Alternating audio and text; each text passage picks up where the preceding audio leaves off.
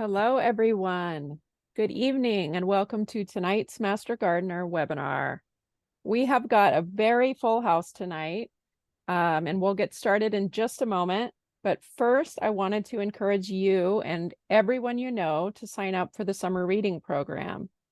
It's fun for kids and teens, but it's also for adults as well. You can sign up online, you can sign up in person. You just track the time that you spend reading, attending library programs like this webinar, and various other activities. And everyone who completes a summer reading record gets a prize. We always love it when adults participate, so we really hope that you'll sign up. And with that, we will move on to learning about California native plants. So I'm going to pass it over right now to our moderator, Gail. Take it away. Gail.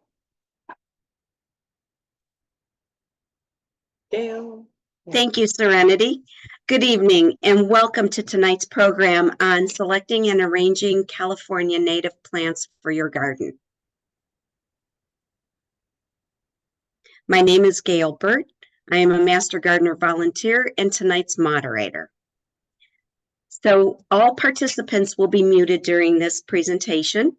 However, if you have a question, by all means, please use the Q&A icon that is at the bottom of your screen to submit your questions. Please do not use the chat box. We have two expert Master Gardeners answering questions throughout the presentation. So I want to say thank you to Karen Maggio and Liz Whitford for assisting us tonight. They will answer as many questions as possible.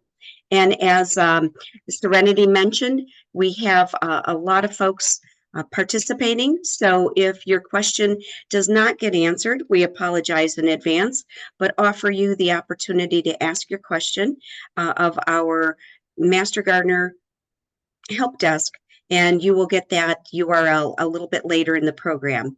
So just want to mention that we are very appreciative in that this program is co-sponsored by the Contra Costa County Library and the University of California Master Gardeners.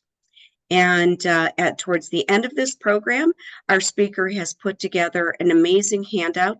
So please stay with us, stick around, complete our survey, and you will get an amazing handout. So we look forward to all kinds of great information. Our mission is to extend research-based knowledge and information on home horticulture, pest management, and sustainable landscaping practices to residents of the Contra Costa County, and we thank you for being here tonight. Our speaker tonight is Anna Wendorf. Anna is a landscape designer and plant enthusiast. She has been designing gardens since earning her degree in landscape architecture from the UC Berkeley over 40 years ago. She is currently focusing her work on designing sustainable gardens throughout the Bay Area. Anna became a Master Gardener volunteer and has been busy helping install the Geringer Native Garden in Concord, and volunteers at several other Master Gardener projects throughout Contra Costa County. She spends her evening perusing plant and biology books and playing in her garden. Now I would like to turn their talk over to Anna. Thank you, Anna. Thank you, Gail. Can you hear me okay? Okay, great. Welcome to all of you. It's so great to see so much interest in gardening with native plants. And I hope that this information will get you started on some adding some plants to your garden or creating a new garden. So first, we need to talk about why would you plant a native garden? Why not use imported plants from around the world? What's so important about growing natives? I just wanted to tell you that I was walking through my neighborhood last week, walked around about a mile, and in that whole mile, I saw plants from Asia. I saw plants from South America and South Africa, and I saw some from Australia, and I only saw 4 native plants on that whole tour through the neighborhood. It's time for us to start using some of the plants that are local to California, and we'll talk a little bit about why. Native wildlife cannot use these exotic imported plants. There are a few, but mostly if you were to fly over a neighborhood and looking for food to feed your babies or to hold you through a migration, you would find nothing. It would be the same as if you were flying over a paved parking lot. We really need to add in some food sources for our native birds and for the pollinators. Another reason that we want to choose native plants is that they are adapted to our particular climate, to our soils, and to the soil microbiome that is unique to California. We can reduce the amount of water that we use, we can reduce the amount of maintenance, and we can have healthier plants. For example, a lawn will use about 1 inch of water per week. That's about an average amount of water that needs to be put onto a lawn. This is drinking water in general. This is drinking water that we're pumping in, and we're spreading 1 inch per week on our lawns. That's approximately 39 inches of water per year. That's almost waist deep. That's how much water we're putting on lawns. Natives will take 3 to 6 inches of water per year in general, depending on where they're from. And so we're saving a lot of water, we're feeding the wildlife, and we have an opportunity to restore our land to some of the original plant material that was here. We can create corridors and large islands that will support our wildlife, and we can start to join these together and create an ecosystem in our neighborhoods. So why do we not choose native plants? This is something that's going to be on the mind of most people who are looking at native plants. Most people think that they're really messy. They are hard to find. And they do require a different set of instructions for installing and taking care of them. So we're going to go through some of these points, and I'll show you how to do some shortcuts, and hopefully you'll feel empowered and you'll be able to choose plants for your site. So I will be talking about the plants as we're scrolling through the slides. I'll talk about some of the ones that have the pictures showing up to give you some ideas about their characteristics. This is a Ceanothus concha, and blooms beautifully in February, March. In front of that is a white sage. Smells wonderful, by the way. So again, here are some of the reasons that we are interested in putting in native plants. We can restore our natural ecosystems, which will help support the pollinators, which will also in turn help to support the birds. These are climate adapted plants that are used to the water in the winter and dry in the summer. And it is a fresh, updated look. It's not going to be one of those lawns with the shrubs around the edge, kind of a garden that was popular in the 20th century. And I'm hoping that we can get some new ideas about how to arrange plants. Okay, we get to do a poll. So Gail's going to set up a poll for us to find out what your interests are.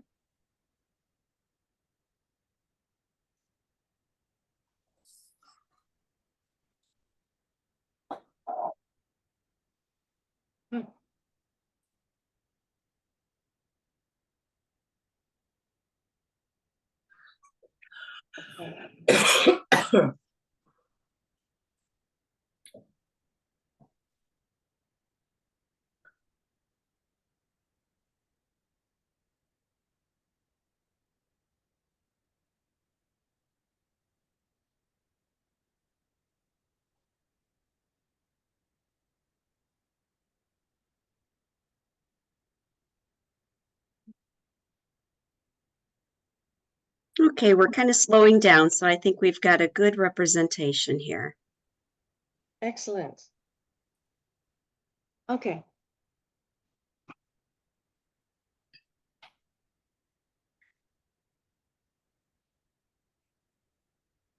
All right.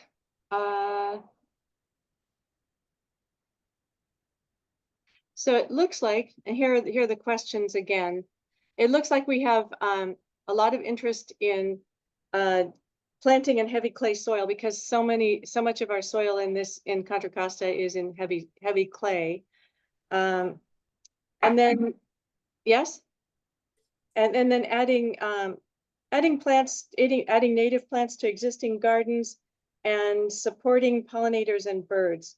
And then the others, there's interest. So we'll be covering all of these topics. It's a good idea for us to stop and talk about this. There are people who are really sticklers for absolute local plants that are native to this specific neighborhood, this area. And that's wonderful, but they're often not as neat or as colorful as some of the cultivars.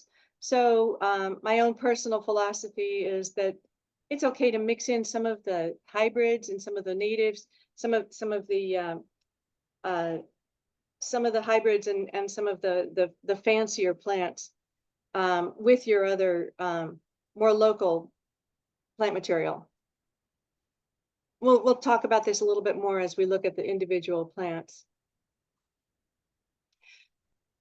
So here's your step-by-step process. We're starting with the site conditions. We're going to talk about style and garden type and what your goals are, and then creating wish lists of plants from those lists that you've come up with. And then we'll talk a little bit about arranging them at the very end. Oops. Oh, okay. So here's these are 4 scenarios that we're going to be talking about. There are many more, but these are some of the more popular ones. So we're going to run through these and I'll go into more depth with these. And you can do further research on some other garden conditions. So these are all the site conditions that we're going to be talking about. The most important thing when you're choosing the plants, choosing native plants, is choosing a plant that is going to do well in on your particular site. This is going to be what your neighborhood is like, the slopes that face in different directions, your soil, and all of the microclimates where you have some colder air pockets or you have sun or shade. You've got to really assess your site first in order to choose plants that are going to do well in your particular area. Here are the 4 foundations of success. We do like to show this slide at most of our presentations because these are the 4 factors that are going to ensure that your plants do well. And you want your plants to be healthy. If they're not healthy, it doesn't matter how many flowers they will produce or what you wish that they would do, but it's never going to do well unless you have the right soil for the plants, you give it the right water, the right aeration, which is going to be how much the soil drains, and then of course the sun or shade.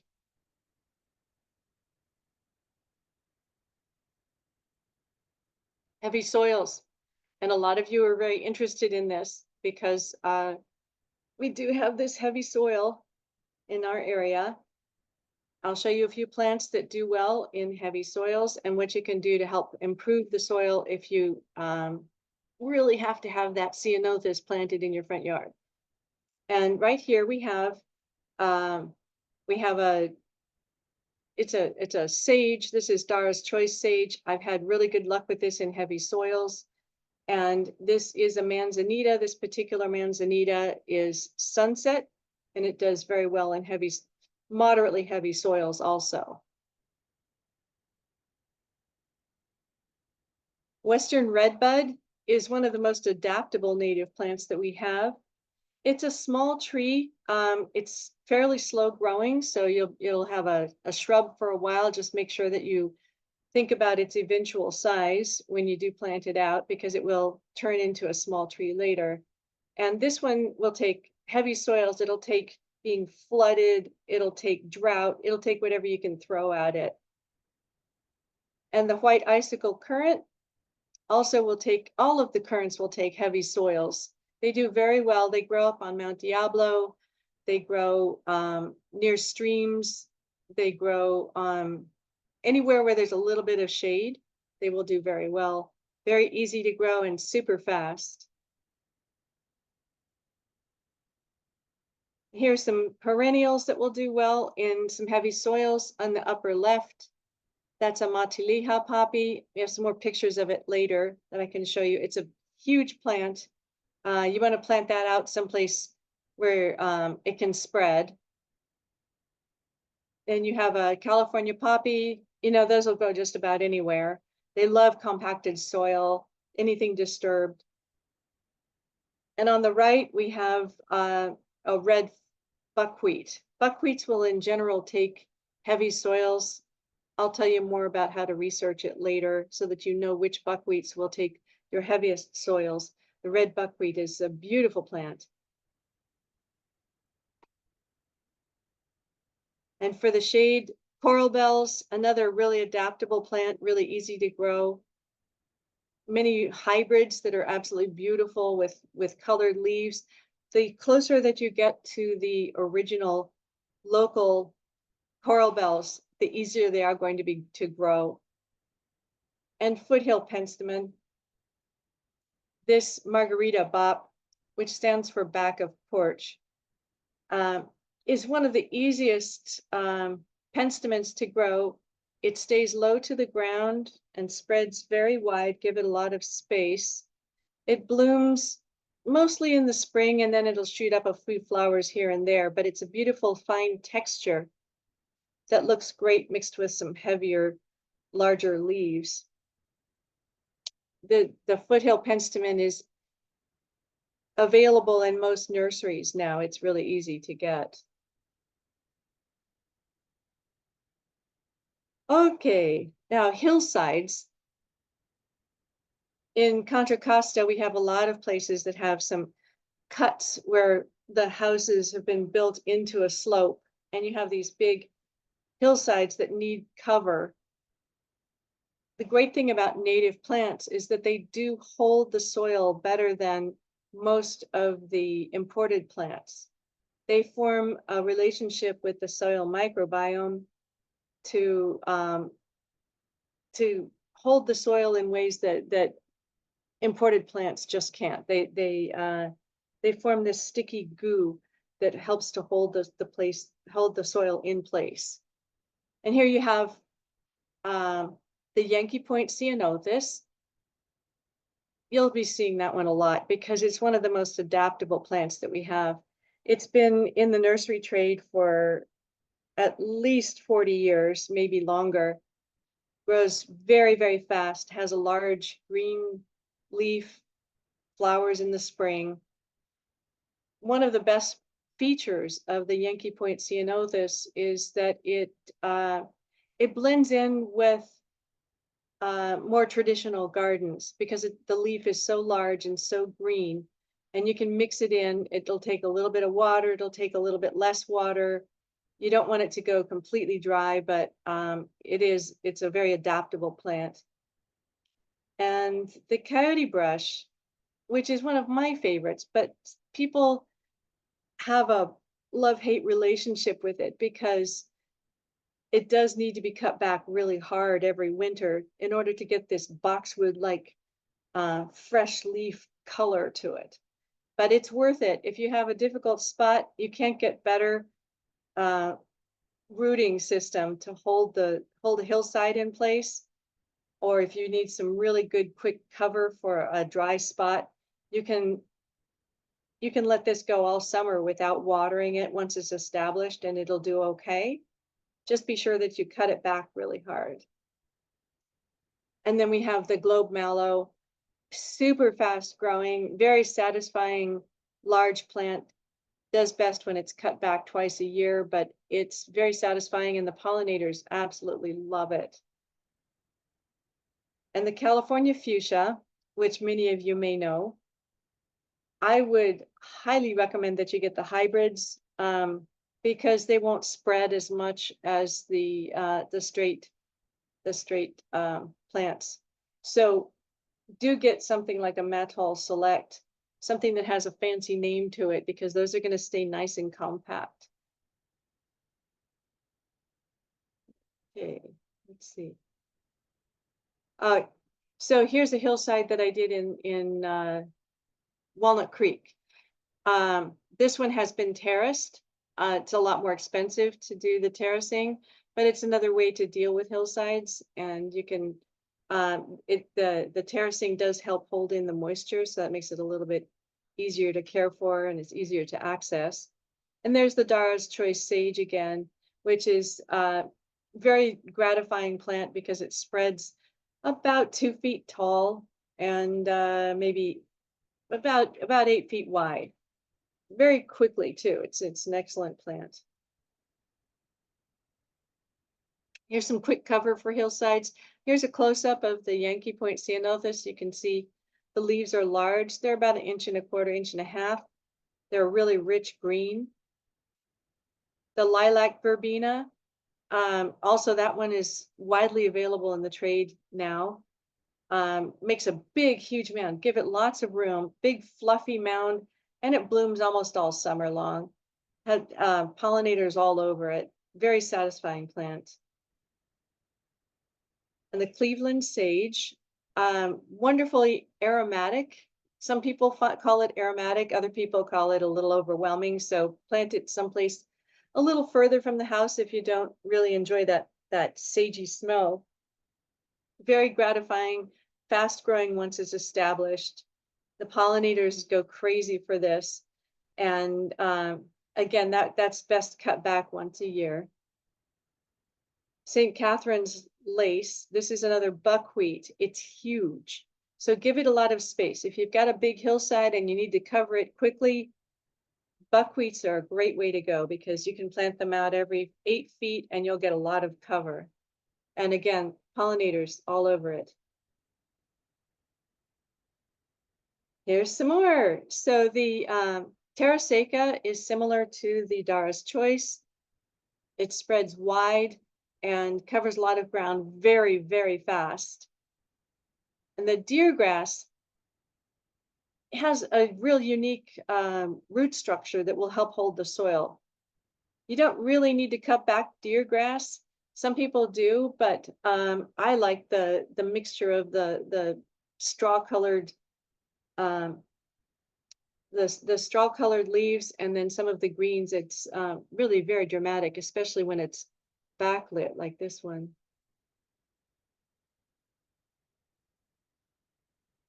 So what do you do if you have some shade and you want to grow some native plants? Here are a few that will do well.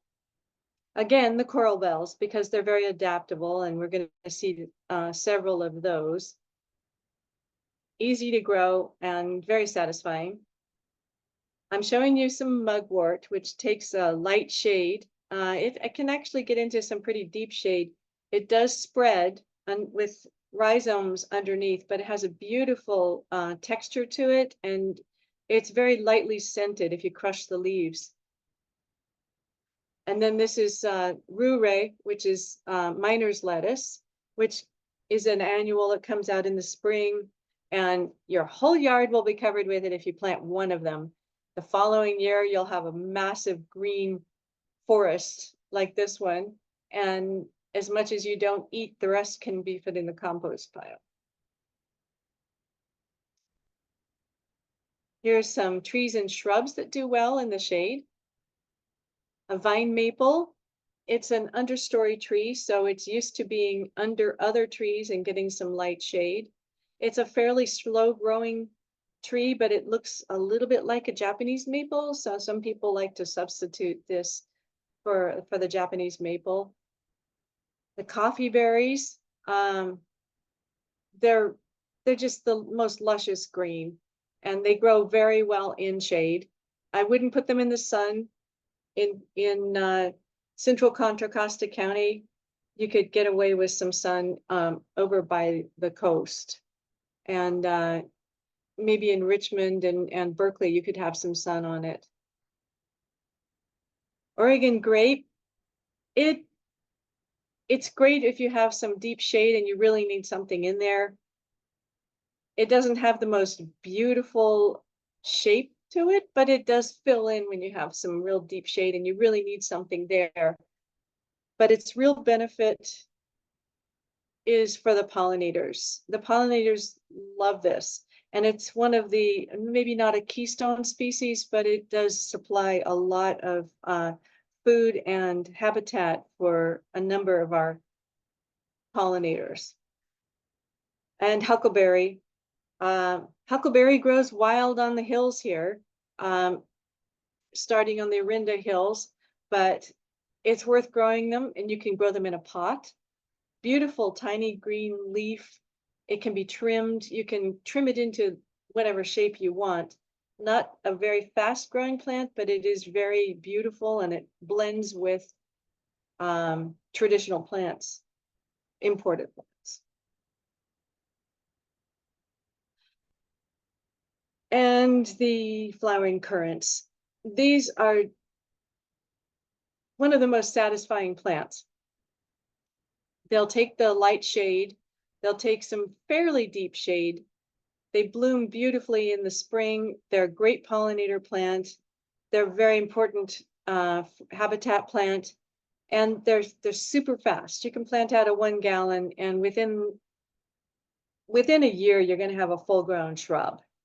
You can prune them, you can cut them back, you can do whatever you want to them. They'll take clay, they'll take sand. They do need a little bit of water, but not a lot. And that's just to keep them fresh looking. They'll survive if you give them no water.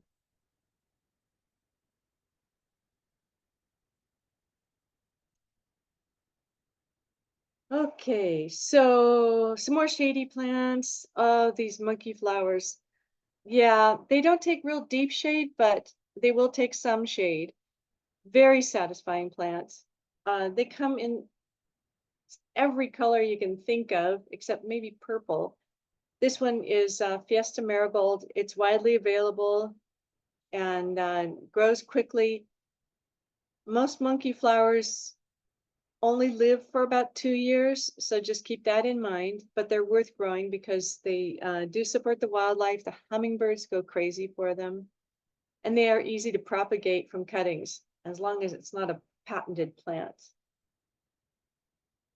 California aster, there's several kinds. They do very well, easy to grow. There's some really tall ones, some really short ones. They bloom, they're starting to bloom right now. Great for pollinators, especially the little tiny pollinators that have troubles getting into some of the larger flowers. And yellow lupin, which is so spectacular. This is at the community center in Lafayette. It's growing under oak trees, grown from seed, absolutely gorgeous. And here are some that take a little bit more water, but they're so much fun. And these are natives. So it's fun to make a little shady nook. If you have a place where you want to give it a little bit of extra water, maybe you have a little rock garden or you want to grow some pots in a shady nook. These are fun. So this is there's a 5-finger fern, these are maidenhair ferns. Most of the maidenhair ferns that you get in the nursery are not actually native. They're I think from Chile, but they'll work and they support as many pollinators as the locals. And this is a columbine. You can get a number of native columbines. And then Berkeley sedge, which again is usually sold as a native, but it's not. But I'm not going to be a stickler about that. It's close, and they're absolutely beautiful mixed all together.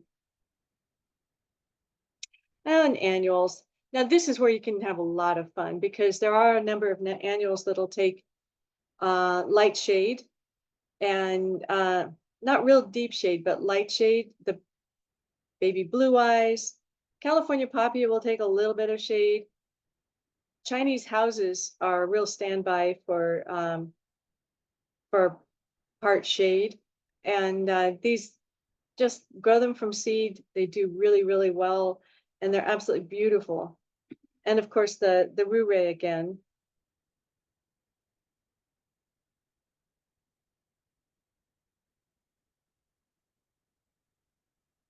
Garden tolerance. This is something that a lot of you responded to on the poll. Some things that you're interested in.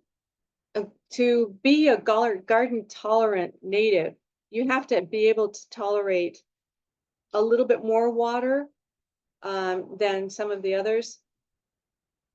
It needs to be something that's going to blend well with the local plants, with whatever you have in your yard. It's mostly about fitting in with the cultural conditions of your traditional plants. Sunset manzanita, can't say enough about it. It's an excellent plant. You can pinch it back and keep it really tight. I know some people don't like to do that to manzanitas, but I think it's worth having some that will stay short and compact. And this valley violet ceanothus is one of the most beautiful plants I've ever seen. And that also can be trimmed back a little bit in the summer so that it maintains a real nice little ball shape. The valley violet ceanothus grows about 2 to 2.5 feet tall and about 5 feet wide. It's a great size for a garden. Pacific wax myrtle. I've tested this out in a number of gardens, and it does need a little bit more water than some, but it has this beautiful lush green foliage, and it does grow quickly when it has the right conditions. A sugar bush is not planted nearly enough. It's fast growing, easy. You can trim it or you can leave it large, and it'll grow into a small tree if you're looking for a small tree, or you can keep it short as a little hedge, and it does just fine. And the flowers and the little berries, you can make lemonade out of them. There are 2 varieties of rhubarb that grow, well, these are mostly Southern California plants, but they do well here. There's an inland variety, and then the rhubarb, that's the rhubarb ovata, and then there's another one that is coastal. So when you do your research, you can find out more. Okay, I'll take some questions. All right. Well, thank you very much, Anna. We do have several questions coming in. So one that has come up is, can you talk about the difference between nursery cultivars and naturally native plants? Is it better to plant a nursery cultivar? Yeah, that's a very good question. So sometimes in the wild, a couple of oak trees will get together and they'll make a new hybrid, and those are locally adapted to that area, and so they would be on the same level as a local plant that was propagated and planted just a mile away from where it originated, where it had been growing for thousands of years. So those will be in the same category with that. The nursery cultivars and hybrids are a bit of a stretch because they're not necessarily locally adapted. We can talk, well, I'll talk a little bit more about that, but they do offer many benefits. It's not quite as many as a locally adapted one. I'd rather see you put in a hybrid of a native than something from Australia. Okay. All right. Thank you. Another question is, could you talk a little bit about choosing native plants that work well in like a fire-safe landscape? Oh, sure. So when you're working on firescaping, the most important thing is to keep the fuel low. It's not going to be so much about choosing particular plants, but keeping them low, especially close to the house, and then keeping them trimmed so that you don't have as much fuel or dead wood in them later in the season. There are some plants that will die back also in the fall, and then you won't have any fuel for fire. But on the whole, it's just keeping the bulk of the foliage down. Low growing plants. Okay, great. And do you have any in particular that you recommend For firescaping? for firescaping? Yes.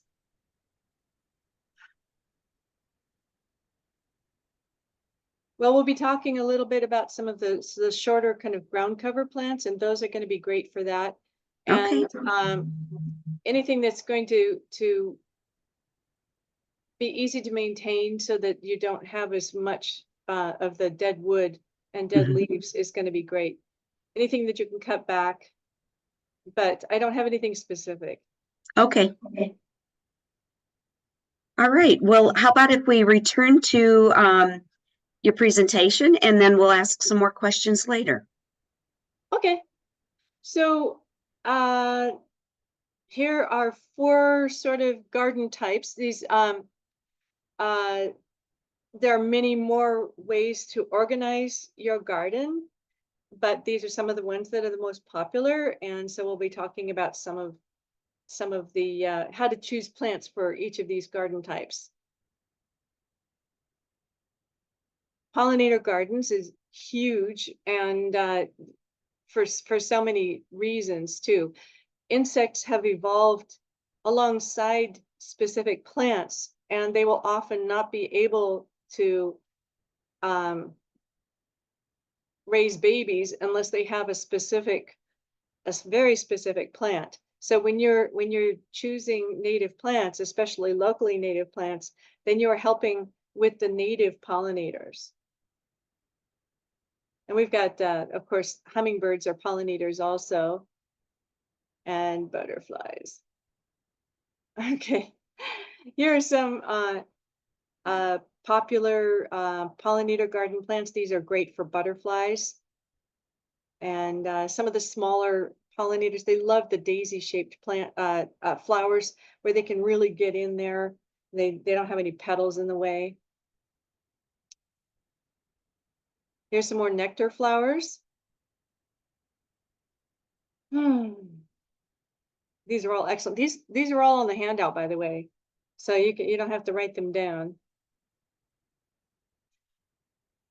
With many of the pollinators, they have to have a specific host plant. If you look up keystone species, you can find out more about that. Here are a couple of them. We're all familiar with milkweed. This is our local. We have 2 local milkweeds. This is the narrowleaf milkweed, which, by the way, is not a great landscape plant, but it is fun to have some around the periphery where you don't look at it that much.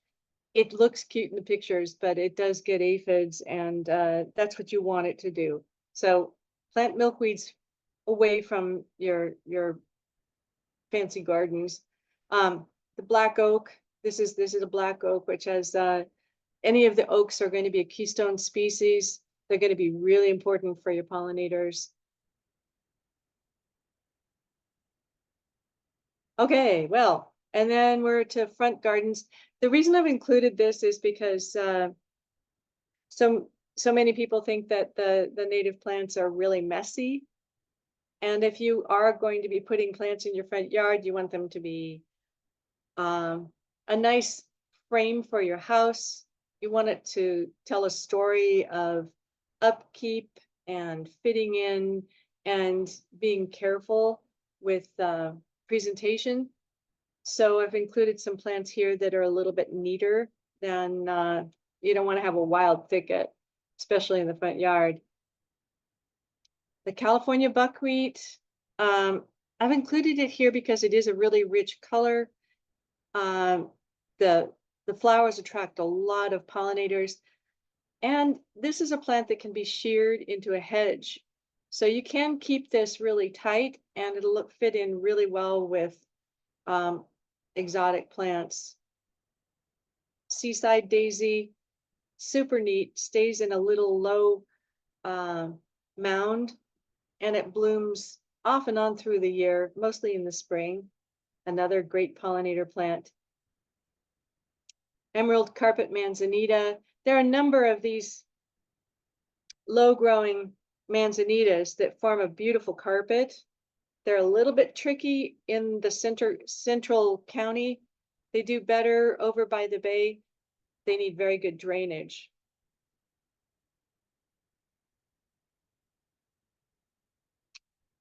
And there's the wax myrtle again, super neat. There's your emerald carpet manzanita again, and the sunset manzanita, which can be pruned into a little ball.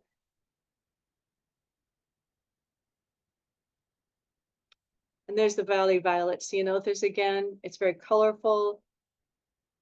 The gold coin daisy. That one is not. I'm going to switch. I'm going to keep going on that one. Here's the concha ceanothus again with the white sage in front, and you can see how dramatic that is. If you have some good contrast in the foliage, it's going to make it feel a little bit neater, a little bit more cared for, a little bit more intentional. What I like to do is alternate plants between a dark, heavy green and some of the grays, and I alternate the sizes of the leaves. If you're going to be layering them back or you're going to be putting them next to each other, think about how the leaves will contrast with each other. And one trick to making some good drama is to pick out the plants at the nursery and put them together on the cart and arrange them around and see which plants seem to show off the other plants really well. What's going to stand out? What's going to be a good contrast? You don't want to have a lot of little fuzzy things right next to each other. It tends to make it a little bit messier.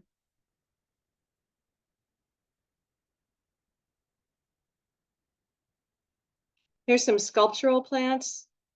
They do take a while to develop that structure, but once you do get the manzanita pruned up this way, you get this beautiful red bark and a real clean looking trunk system.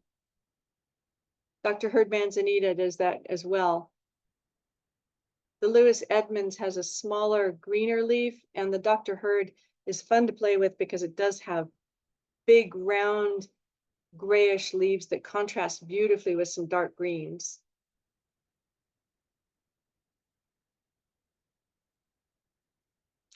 Okay, we'll talk briefly about small spaces. Not all of the native plants are going to do well in pots. This is something that you're going to need to research. And not all of the plants are going to be able to stay small. We'll have some repeats in here because some of the plants that we've already talked about that are really neat are going to do well in small spaces as well because they can be pruned. And so they can occupy a smaller space. Again, the flowering currant, you can keep that pruned. The seaside daisy is very short and it does very well in a pot. Both of these will do well in pots.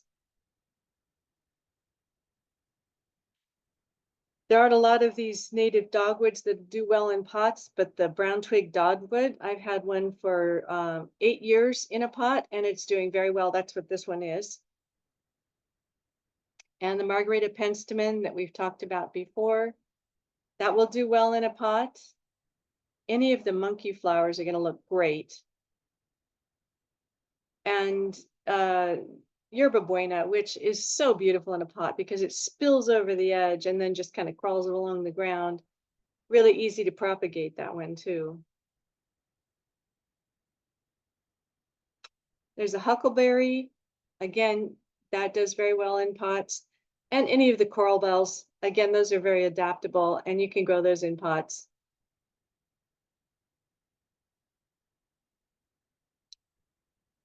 Okay. Well, I'm talking pretty quickly, so we're doing well on time. I want to talk a little bit about the local natives because if you really want to have if you want to recreate an ecosystem in your yard, this is where you really want to be turning, is to the plants that have been grown from plants nearby. We'll talk a little bit more about that. This, by the way, is at Black Diamond Mines Park. And this is a lupin. It's a big surprise. It smells like grape soda at the very top of a hill. Growing there wild, nobody planted it. It's always so funny to see plants that you go, wow, how did that get there? In our area, toyon is everywhere on the hills, and it grows naturally, very easily. I've seen a lot of yards where toyon is planted by the birds. It just does very, very well here. It'll take sun, shade, any kind of soil that you throw at it. It produces berries right at the time when the migrating birds need it the most. And the berries are balanced with the right kind of protein and carbohydrates that the birds need to be able to migrate successfully. Some of the imported plants have berries that are like junk food, and they don't really give them all the nutrients that they need. Nandina, which is heavenly bamboo, is one of the ones people have been talking about recently. It also has a little, it has the wrong kind of carbohydrates in it, and it also has a little bit of toxicity. So when the birds fill up on that, they're not getting the kind of nutrients they need, and it does cause some bird decline. There are local ceanothus. Mostly it's going to be buckbrush, but there are some others that grow locally.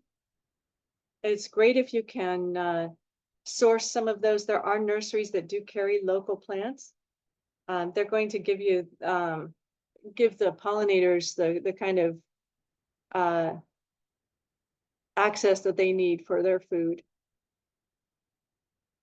Okay, so coffeeberry, there are local ones.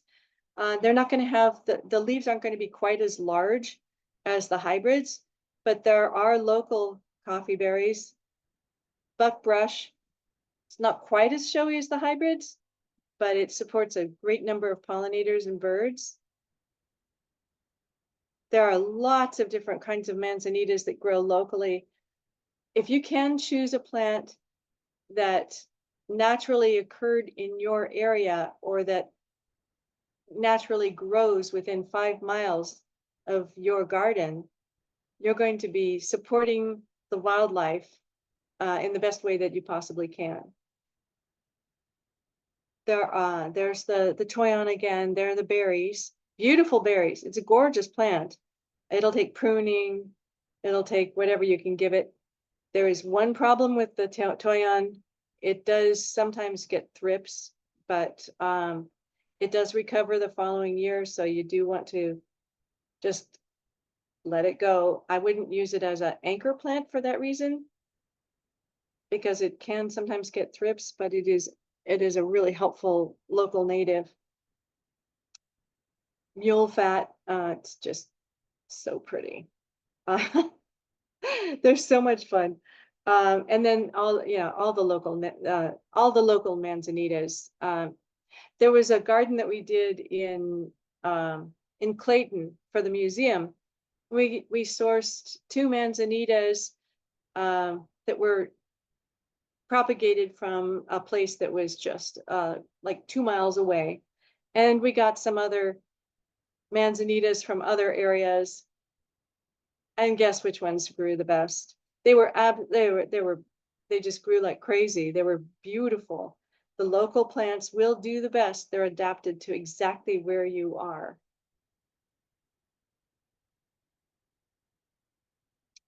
Here's some perennials. These are fun. Actually, this one is more of an annual, but checker mallow is gorgeous. That is not a Western redbud. I don't know what happened there. so many versions of this talk.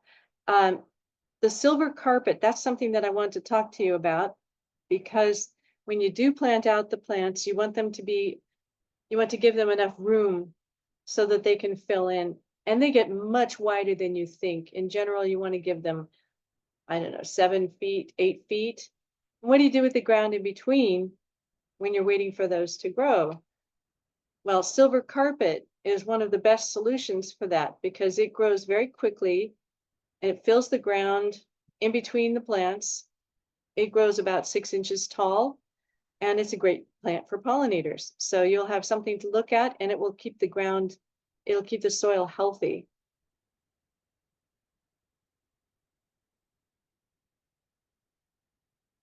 Here's the mugwort again. It does have some non-native forget-me-nots popping through it, but it was awfully cute. I couldn't resist showing that. And the gum plant, there are a number of plants that bloom later in the season. And those are very helpful for the pollinators, because then they'll have flowers through the year. Gum plant is one of those that's very helpful in the later summer. Blue-eyed grass, can't get enough of that. It grows naturally wild on the hills. If you plant out one and it likes your yard, it'll reproduce and you'll have lots of it all over the place.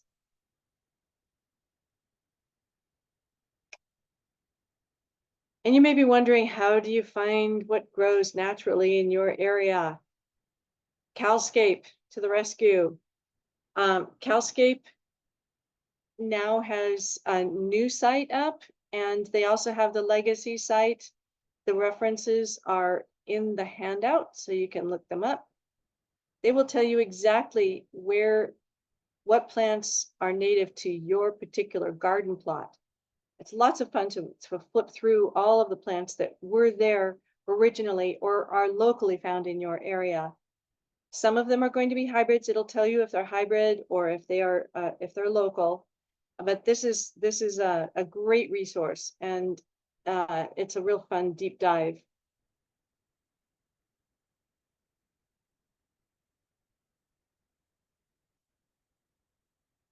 So to have a really beautiful native plant garden, you want a garden that looks like a garden.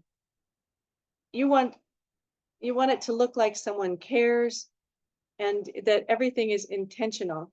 You don't want to have a wild patch, even as beautiful as they are when you go hiking.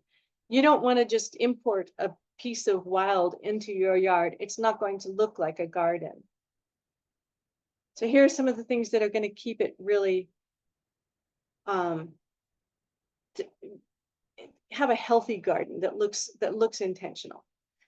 The number one condition is to match your plants to your site. That's number one, because when you have a plant that will take the right amount of sun, it'll take the soil that you have, that will take the heat or the cold that you have, your plants will be healthy. And a garden always looks better when your plants are really healthy. When you're organizing the plants, when you're planting them out, you want to put them into simple groupings. You want to have large groups of plants. You don't want to have one over here and one over here, and everything. You want to have groups of 3 or 4 or 5 of the same kind of plant to keep it simple. That's how a garden is going to look clean and intentional. You're going to need to keep the plants a little bit tidy. For most of the plants, you're going to be giving them a little bit of water in the summer to keep them fresher looking than they would be if they were out in the wild, where they might go deciduous because of lack of water. They would live, but they wouldn't look as neat.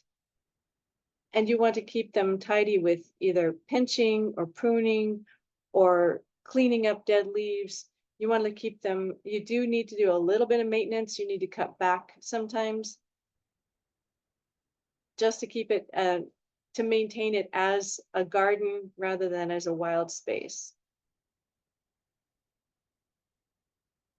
And when you're planning the garden, it's a good idea to create interest. And I've got another slide with this also. introduce paths that'll carry your eye through the garden. Create mounds, do fences, do stones, do something to give it a little bit of structural interest.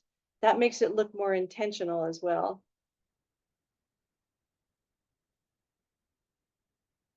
And here it is again. So you want to group the plants in larger groups rather than having a dotted one of each. It's not a demonstration garden. You want it to look like your own space, your own garden. You want to build structure with rocks, with paths, with a dry creek, fences, anything that you can do to add an element of sort of human intention is going to make it look a little bit neater. Adding in flowers, whether they're annuals or perennials, makes it look more intentional, especially if you group them in larger groups. You want to space the plants for how big they're going to get when they are full grown, and then plant temporary plants in between. If the plants are too close together, they'll never look like their true form. They're never going to be able to develop their beautiful shape and form. And then plant combinations. This is something that it's a great shortcut. If you see something in a garden, on a garden tour or on a website, where you see plants that look great together, you can just take that plant combination and repeat it through your yard, and it'll always look great. Another place to find out plant combinations is on Calscape, or in some of the books on native plants. They will tell you which plants look great together and which plants require the same kinds of conditions. And we've already talked about adding structure with rocks and mounds and paths. When you're not working with a flat lawn, you can get creative with building and shaping the ground so that it looks a little bit more natural. With native plants, that does help unify the space. And as a bonus, when you're building mounds, you can get away with some heavy clays and still have great drainage. So you can mound up the soil, make a little dry creek, maybe make a rain garden, and mound up the soil, even if it's the clay, and it's going to drain better, and you'll be able to grow some of the plants that require better drainage, like ceanothus and some of the manzanitas. And it also looks great, looks very natural.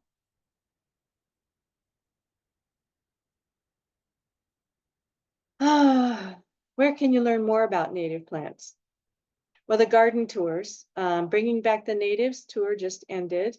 That was most of the yards were mostly native and very inspiring. You can take pictures and you can ask the homeowners what their tips are for growing native plants. You can find out what some of the plants that you think work well together.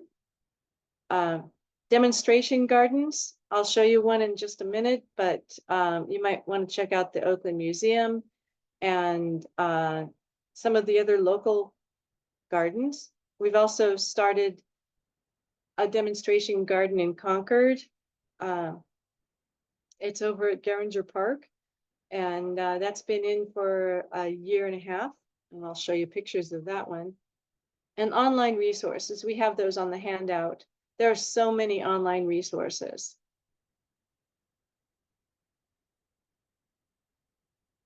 So here's our demonstration garden. This was in October of 22. This is what it looked like, and some non-natives. Well, this was after we cleared out a lot of rosemary and some other plant material. And this was in March. So you can see how it's filled in March of this year. You can see how it started to fill in, and we're starting to fill in some of the bare spots there to make a big difference in just a year and a half. this is deer grass, and in the foreground is the Terraseca sage. The sage that's backed by the power cables is that's a Cleveland sage, and the gray ground cover is the silver carpet.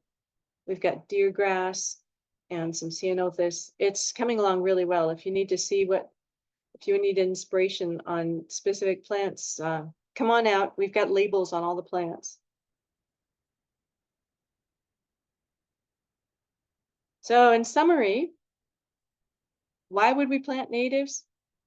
We're trying to restore some of the native ecosystems to support the pollinators and the birds and the local network of wildlife. And well, it's fun. I mean, you sit outside and you watch the butterflies flitting from plant to plant, and you see the hum of all those wonderful little bees. Everything's just really alive. You want to match your plants to the site conditions so that you have healthy plants. You can match to the specific site using plants that are native to your area, or you can choose an area that has similar site conditions and match to that, or you can choose just plants that will take clay soil and put those in. Selecting native plants, build up a list of all the plants that would possibly grow on your site, and then choose the ones that you like out of that, and then narrow it down until you get a list of plants that you think you would like to have in your garden.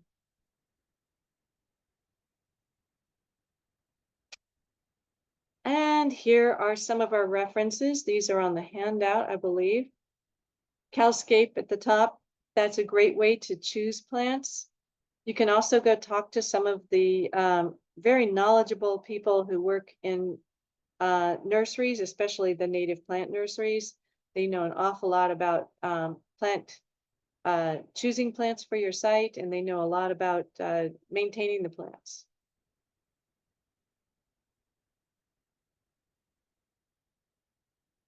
And Gail, do you want to talk about the Yes, thank you, Anna. Anna, thank you so much for what an incredible education and such beautiful plants, ideas for selecting and arranging the California native gardens. So this has just been just a feast for the eyes. So really, thank you for all of that good information. For folks who are looking for more gardening information, please visit our Contra Costa Master Gardener website. It is filled with research-based information. Follow us on social media. And if you live in Contra Costa County, you are more than welcome to email our help desk and ask any of your gardening questions. And the URL is right here. Okay. Well, we're about halfway through our program this year, our various talks. We have several more planned for the balance of this year, so we hope that you will join us again. And for the programs that have already taken place, you can certainly find us on, we have a YouTube channel, the Coco MG has a YouTube channel, so you can find our past talks and could watch those there. You will receive a handout from the University of California, probably in a couple of months, just asking your impressions of this program. So we hope that you will respond to that and give some feedback. They want to know how effective we are in upholding our mission.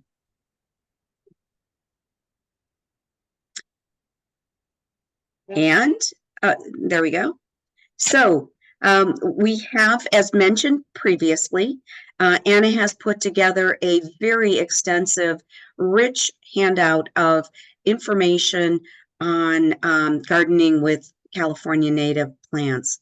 So if you click on this QR code, you will get a very, very short request for information about yourself. And if you fill that information out, you will go to a thank you page, and it will have a link to the handout. Also, Serenity just put the link into the chat. So if you would like to access it by way of the link there, you can also get to that same information. And it is filled with information. A lot of those links that Anna showed on the reference page are included in there. So it is just filled with information. So now that we've taken care of all of our administrative work here, we're going to answer some questions. So Anna, we've gotten several questions. Karen and Liz have been very busy in the background, but they've also found some questions that we'd like to ask you live that we think would be of interest to the broad audience here. So one of the things you mentioned is that you have California sage planted in the Geringer garden. And one question here was, when should the California sage be trimmed to prevent it from being sort of unhealthy to come back the next year? Okay, good question. So at the Geringer garden, we just trimmed back the terra seca really, really hard. We cut it back to about 2 feet tall. It had been about 8 feet wide. And we do that twice a year to keep it really tight. So that would be for some of the spreading sages like terra seca and maybe Dara's Choice, and for Bee's Bliss. The Cleveland sage is blooming now. That was the one that was in the picture there. After it finishes blooming, we cut it back really hard. It comes out a little bit fresher looking. You don't want to cut it back to completely dead wood, but if you see some little sprouts coming out, you can cut it back to there and it'll come back out where the sprouts are. So you want to make sure that it has a little bit of aliveness at the base. Otherwise it may not come back out again. Okay, thank you. Another question is, out of all these gorgeous flowers and plants that you've shown, are there any that you would recommend for flower arranging for cut flowers? Yeah, that's something that I deal with a lot because I do like to bring flowers in. They're not going to be the same as like mums and the snapdragons that you would normally be using in a flower arrangement. I like to use a variety of foliage to give a lot of contrast, and then I put a few flowers in with it. So I'll use spice bush, which has a really big leaf. I didn't show it here because it does get kind of thickety, but it's very pretty. I use spice bush as a base, and the coyote mint works really well. The sages look great, and if you tuck in some of the white sage, you get that beautiful contrast in the foliage, which is nice. California poppies don't work very well. Some of the other wildflowers, the lupins, of course, are great. Lupins are wonderful. So I would base it more in the foliage and then tuck in a few flowers. Penstemons will do really well. Yeah. Very nice. Yep, those are very showy. So nice. Thank you. What could be planted? What do you recommend to plant under redwoods? Yes. Redwoods are difficult because they have such thick fibrous roots and they suck all the moisture out.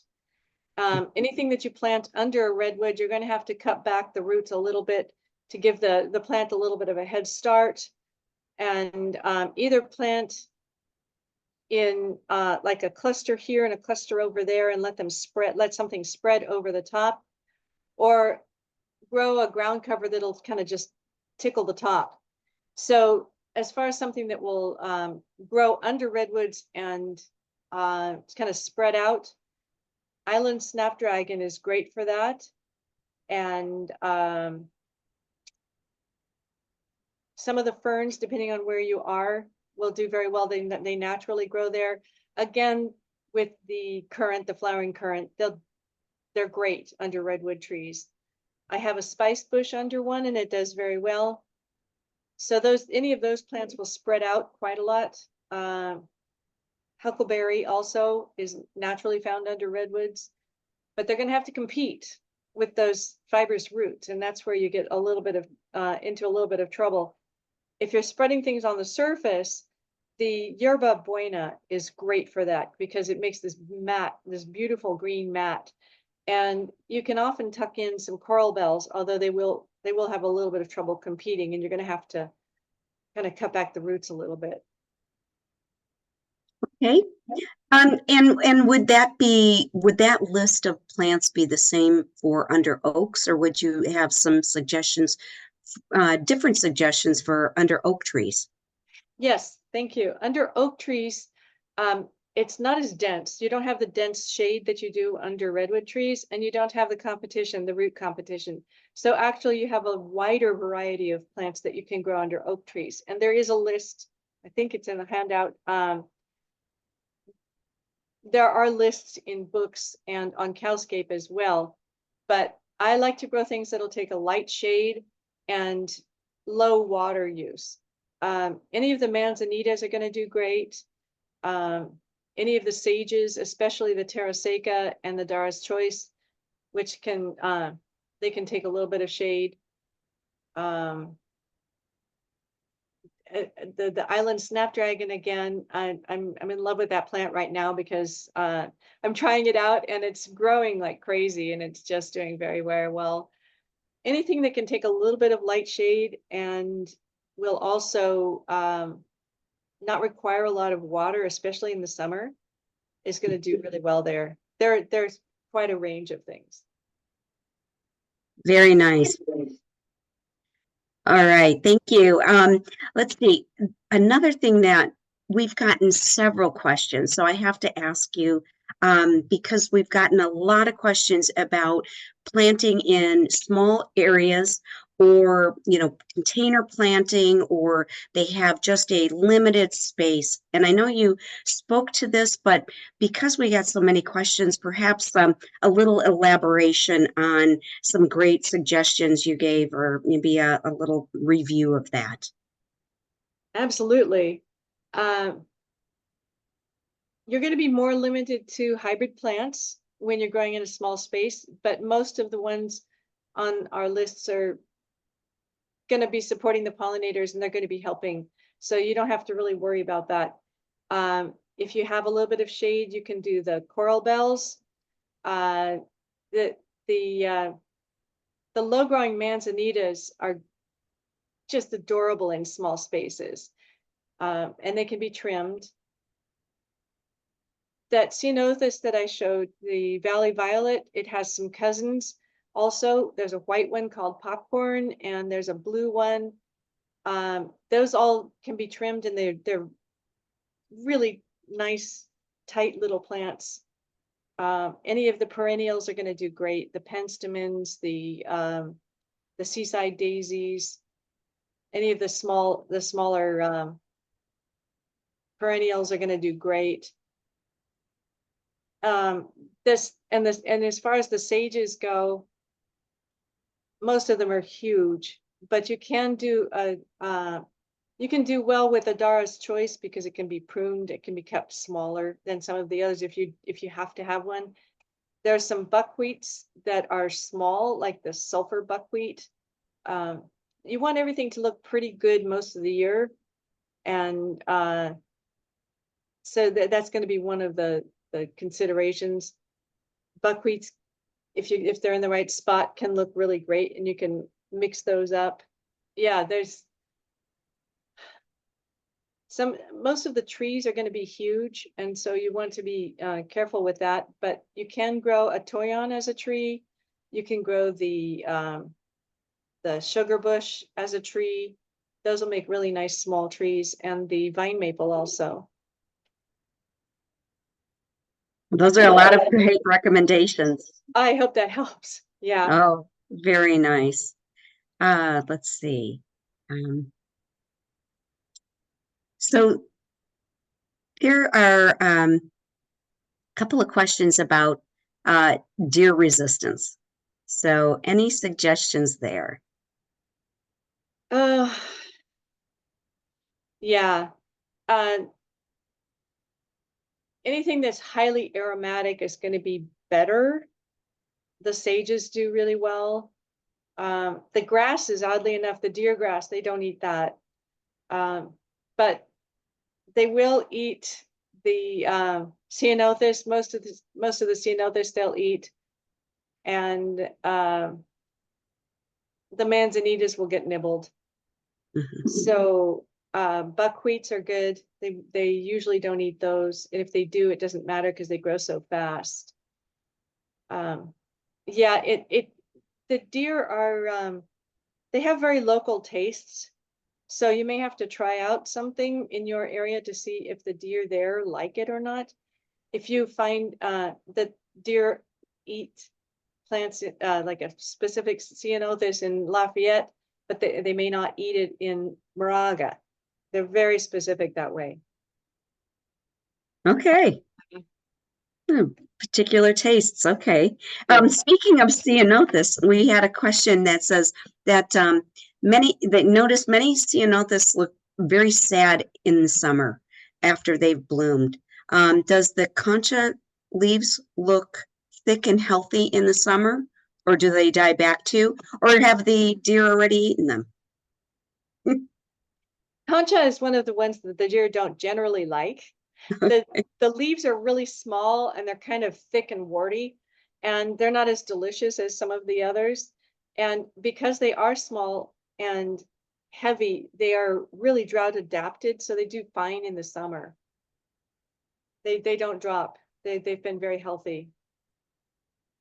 All right, so we got a couple of questions about soil. So if we can talk a little bit about native plants for shallow, rocky soil. What do you have in mind there? Yeah, there are a lot of places like that around here, especially where they've done the cuts or when there's exposed rock, and a lot of sandstone in, like in Walnut Creek. There are plants that are adapted to rocky cliff sides, and those do really well. Many of the buckwheats are great for that. Some of the ceanothus will take that really well. And some of the manzanitas, but you have to get the tougher ones. You have to, nothing fussy like the emerald carpet. You'd want something that was more local, that locally grows in rocky soil. I would go with buckwheats and some of the wilder sages that aren't hybrids, and some of the really wild ceanothus. Those are all going to do very well. Okay. So here's taking it a little bit different. What would you suggest to replace lawn? So I don't know if this is intended to say have that carpeted lawn look, but so let's assume that's without more information. Yeah. Well, we do get a lot of requests for that. There's nothing that's going to be as easy to walk on or as lush as one of our lawns, but there are some native lawns. You can look into those. Each one of them has pros and cons, so just do your research on that. But it's never going to be as smooth or as even as one of the traditional lawns. What I often recommend is that you mix some different, if you don't want the lawn look, if you don't necessarily want it to be lush and green, as green as that, put in a tapestry of some different ground covers and let them all work their way into each other, and you'll have some kind of evenness that way. Some low growing, again, the buckwheats, some coyote brush, some of the lower growing sages, then you can have a clean look without necessarily having. That's one way to do it. Okay, very nice. And well, and if you don't mind, I would like to follow up on that and put a little plug in for the fact that we do have a Master Gardener talk on lawn alternatives. And that has been one of the talks on this webinar series. So folks who are interested could find that either on our the Coco MG YouTube site or channel, or on the Contra Costa County Library's website. So that recording is out there, and it provides some information. So if you don't mind, I kind of follow up with some of that. Yeah, that's a big topic. Yes. Yeah. Yes, indeed. One more question here. There's comes in that says that they're preparing to plant a native garden in the place of their work, and they'd like to highlight some multi-purpose plants like tule or manzanita and things of that sort. So do you have other suggestions for sort of multi-purpose native plants? Because they're talking about, using it for teas or using the cane for basket weaving. Yeah, tule's going to be difficult because you would need the water. Yeah, the manzanitas, especially some of the big berry manzanitas, will work really well if there's a little bit of shade. There's the dogwoods. I would highly recommend looking at the book Tending the Wild. That's going to give you some ideas about how the native Californians used plants, and that's going to be a great resource. There is a juncus, which is a reed. That one's really very easy to grow, and it's widely available. But tule is probably not going to work. If you want to use some for tea, hummingbird sage is great. It's delicious. It has a little bit of a minty flavor to it. And yerba buena is also really, really good in tea. You can use the native roses, but they do spread quite a lot. So you'd want to contain it. And the rose hips are great for tea also. Very nice.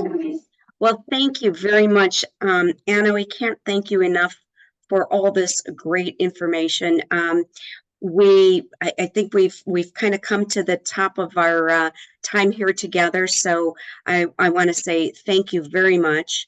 I want to also remind folks that if a question did not get answered here, because we had so many folks on tonight's presentation, please contact our Master Gardener Help Desk. They're happy to provide you more information. So thank you for all that you've done to put this together. A lot of work goes into these talks, and Anna, you've just done an incredible job here. So can't thank you enough. I also want to say thank you to our amazing Q&A team. Karen and Liz were rapidly working on all these questions that we received. Thanks to Lori Palmquist for her technical support, Serenity and the Contra Costa County Library for co-sponsoring this event. And most of all, thank you everybody for attending. We very much appreciate and hope that you enjoyed this talk and get the handout. So with that, I say good night. We'll see you next time. Thank you.